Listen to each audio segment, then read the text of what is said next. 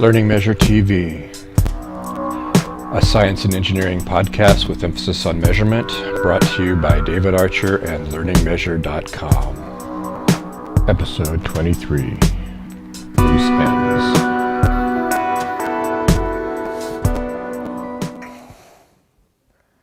Hello, I'm David Archer, owner of LearningMeasure.com and LearningMeasure.tv.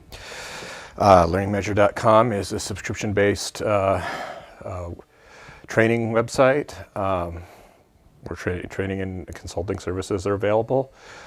Training is a subscription-based service. You get 2 weeks free when you sign up, and then it's $5 a month after that.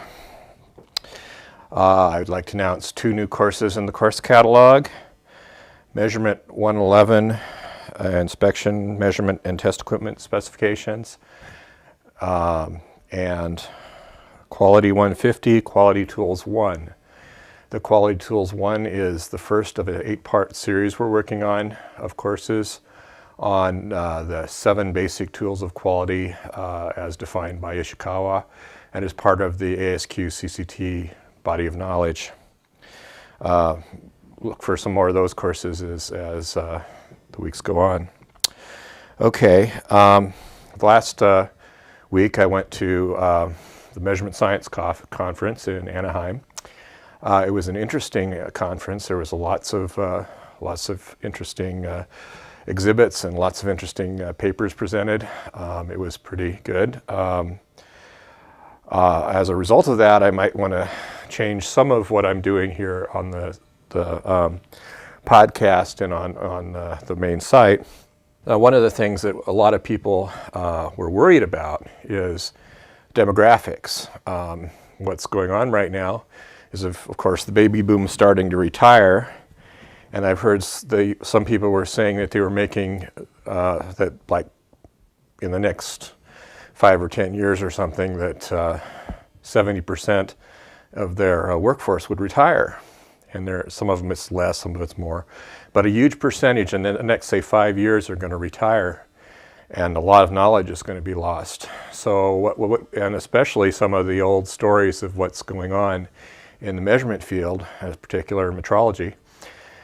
So what I've decided to do, I want to help fill that void. I want any of you out there that are retired or near retirement to consider telling your story. Giving some sort of technical presentation, or just do something to pass on your knowledge to the next generation. To that end, I would like to, as part of the podcast, anybody who's retired or close to retirement, I would love to have you on to interview you. You could do a technical talk, write something up and send it to me, and we'll find a way to post it on the website. I'd like to collect all your stories, your technical ideas, just knowledge in general, so it's not lost to future generations.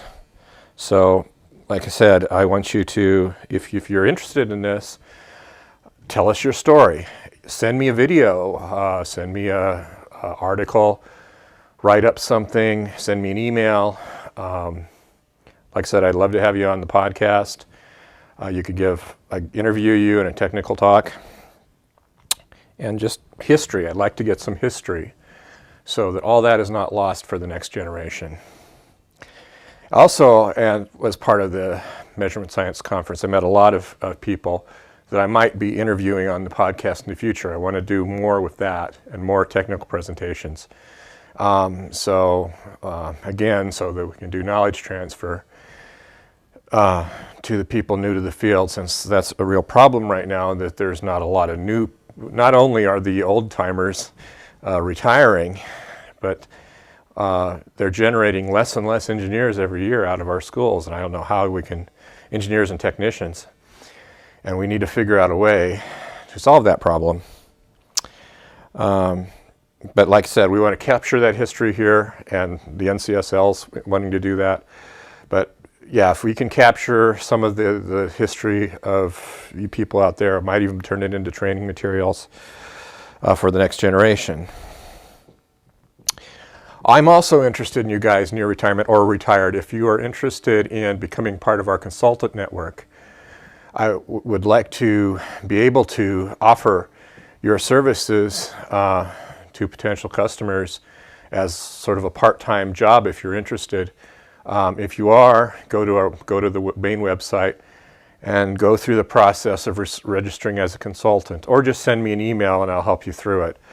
But if you're interested, I'd like to collect all the resources out there of you retired folks that are near retirement, or maybe even if you're not retired but you want to do some consulting on the side. I want to find you guys and maybe help out the community in some way by offering your services.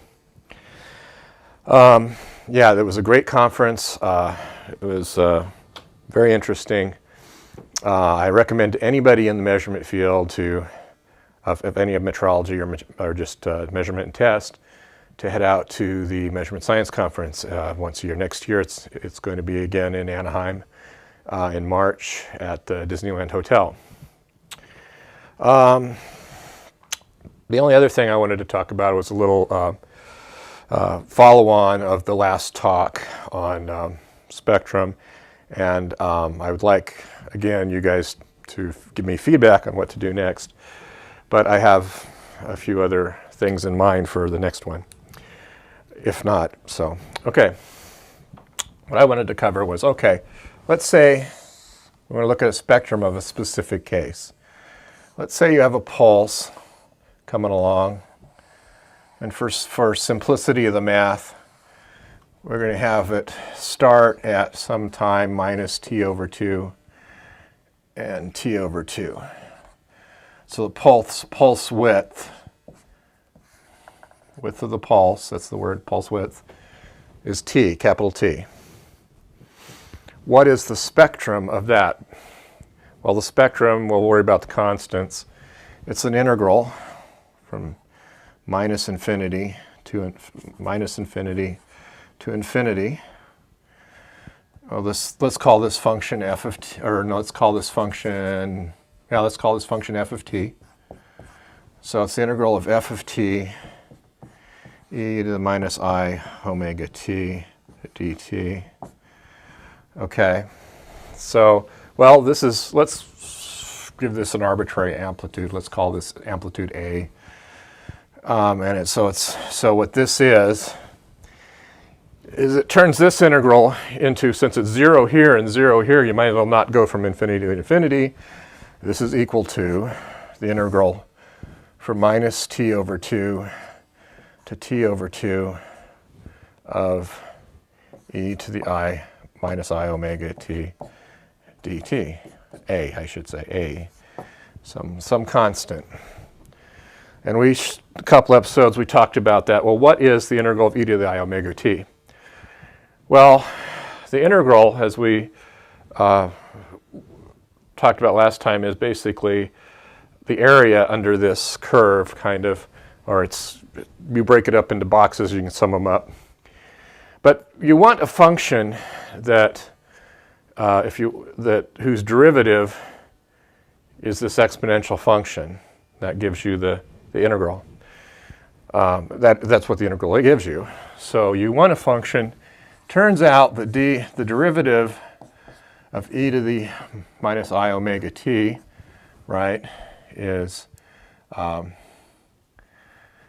e is minus I omega e to the I omega t. Okay.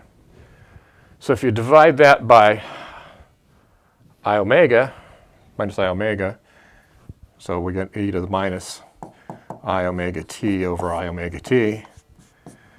The derivative of that is e to the I omega t. So this is the derivative. The derivative of this gives that, so that integral must be this. If you didn't follow that, that's fine. All it really is saying is the integral from two limits, say a to b, of e to the I omega t. Just take this as a given. dt is going to be e to the minus I omega t over I omega times, from A to B, which means it's this minus that one. So this thing here is going to be some constant, and I'm going to absorb a lot of things into this constant, e to the minus I omega t over 2 over I omega. Minus, okay, that's a minus, so this is e to the minus I minus omega t over 2 over I omega, okay, times this constant, which is equal to, if we go through the math, it's going to be e to the I omega. Well, maybe some of you recognize this right here is the definition of the sine. So this is 2 times the sine, so it's 2I sine omega t over 2 over I omega A.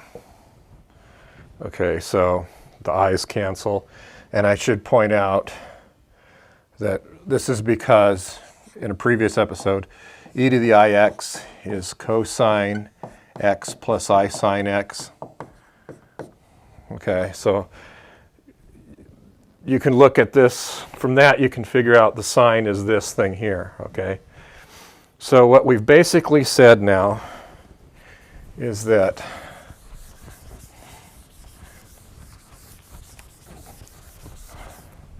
the spectrum of this thing, A of omega, is some constant times sine omega t over 2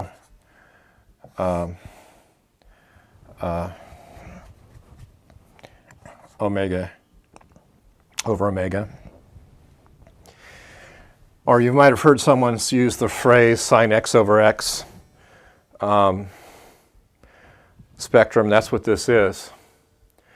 So this, if you looked at the spectrum then as a function of omega, this squared, this magnitude, let's say, magnitude of A of omega is going to sort of look like something like, well, squared, I guess. It's going to look something like that. So this is, well, I'm not a very good, the power spectrum is going to look something like that. Now, that was a pulse as a function of time. I'll give you another example where this might come out. Let's say you have some sort of screen at an aperture, and you have some sort of plane wave coming in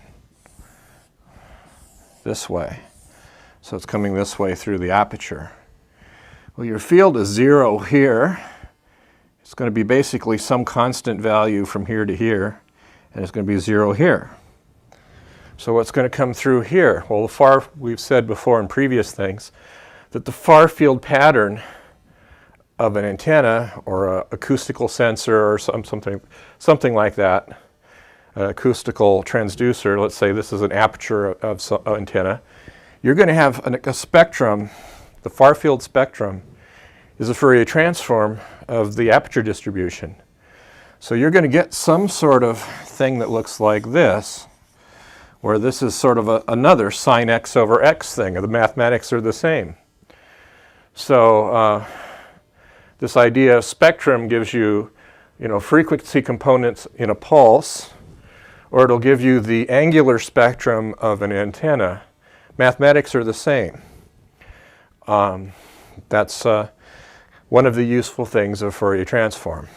There's all kinds of physical phenomenon that you can deduce the behavior of with a Fourier transform.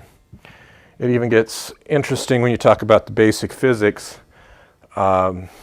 Things like representation of position and momentum involves a Fourier transform. The whole idea of the Heisenberg uncertainty principle is a statement about Fourier transforms, which we won't get into here really. But the whole idea of spectrum and Fourier transform is used a lot in measurements and a lot in science. And that's kind of just one of the examples I wanted to give from what we've talked about now. Well, that pretty much covers all I wanted to talk about this time. Next time I want to ask if you have a question, send us a question at questions@learningmeasure.tv. And you can actually, if you want to, ask your questions with the video, and we'll put the video on. Get a webcam and ask a question, and we'll put it on if it's something if it's a question we want to answer. So questions@learningmeasure.tv. If you have any suggestions from where to go, send us an email at suggestions@learningmeasure.tv. And if you're a vendor or a retiree or somebody who wants to be on the podcast, and you want to either sell yourself or tell your story or tell us about a product you have, send us an email at vendors@learningmeasure.tv, and we'll try to get you on the podcast. Okay, next time we'll see where this goes, but I really am working on getting interviews. We'll see if we can get one next week. If not, there's something else I've got planned. So, all right, I'll see you next time. Goodbye.